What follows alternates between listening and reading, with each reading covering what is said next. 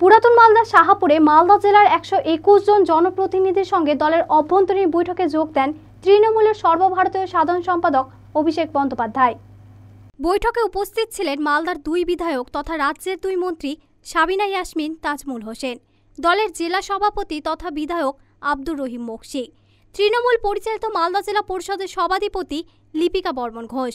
এছাড়াও মালদার 2টি লোকসভা কেন্দ্রের নির্বাচন কমিটির 42 জন প্রতিনিধি ছিলেন। পাশাপাশি এই বৈঠকে জেলার বিভিন্ন বুথ কমিটির সভাপতি থেকে শুরু করে গ্রামীণ স্তরের জনপ্রতিনিধিরাও সামিল হন। এই বৈঠকের মাধ্যমে সাংসদ আগামী দিনে মালদার 2টি লোকসভা কেন্দ্রের নির্বাচনী রণকৌশল ঠিক করেন বলে দলীয় সূত্রে খবর। লোকসভা কেন্দ্র মালদা উত্তর এবং মালদা দক্ষিণ, মালদা দক্ষিণের মধ্যে 2টো বিধানসভা মুর্শিদাবাদেরও পড়ে। সেখানে বারাক্কা শামসেরগঞ্জের প্রতিনিধিরাও ছিল, তারা এসেছিল এবং আমাদের একটা পর্যালোচনা বৈঠক ছিল। যেহেতু নির্বাচন চলছে এবং তৃতীয় দফায় মালদা দক্ষিণ এবং মালদা উত্তরের ভোট রয়েছে, ইলেকশন কমিটির সদস্য সহ প্রার্থী সহ সব বিধায়ক, নির্বাচিত জনপ্রতিনিধি, ব্লকের সভাপতি, পঞ্চায়েত সমিতি, জেলা পরিষদ মেম্বার সকলেই ছিলেন এবং গ্রাম পঞ্চায়েত স্তরে হয়তো আমরা সবাইকে ডাকতে পারিনি। আমি কালকে প্রধানদের সাথে নিজে কথা বলবো, একটা ভার্চুয়াল কনফারেন্স আমার রয়েছে প্রত্যেক গ্রাম পঞ্চায়েতের প্রধানের সাথে। এবং আমরা যেটুকু পর্যালোচনা করলাম যে মালদা উত্তর এবং মালদা দক্ষিণ, মালদা উত্তর আপনারা জানেন আগেরবার বিজেপির প্রার্থী জিতেছিলেন এবং মালদা দক্ষিণে কংগ্রেসের আবু হাসান খান চৌধুরী জয়যুক্ত হয়েছিলেন।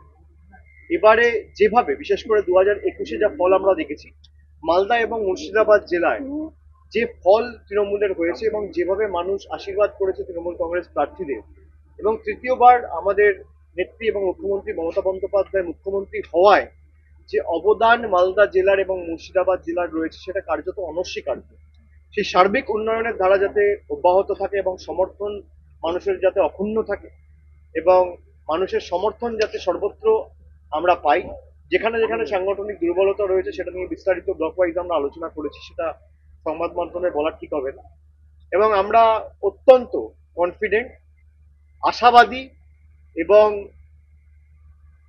আমরা মানুষকে বিশ্বাস করি, যেহেতু আমরা মনে করি যে অত্যন্ত ভালো ব্যবধানে আমাদের এই 2টো আসনে, মালদা লোকসভা, মালদা উত্তর লোকসভা এবং মালদা দক্ষিণ লোকসভা, 2টো লোকসভা কেন্দ্রেই তৃণমূল কংগ্রেস জয়যুক্ত হবে। এটাই দিলেন যে আমাদের দুই প্রার্থীকে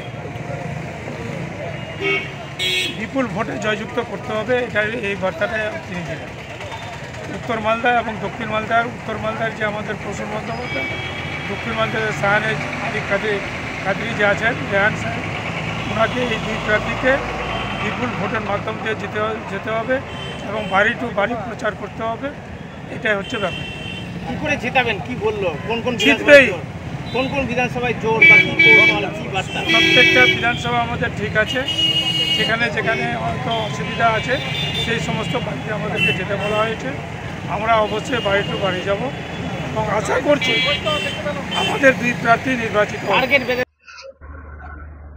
মালদা টুডে।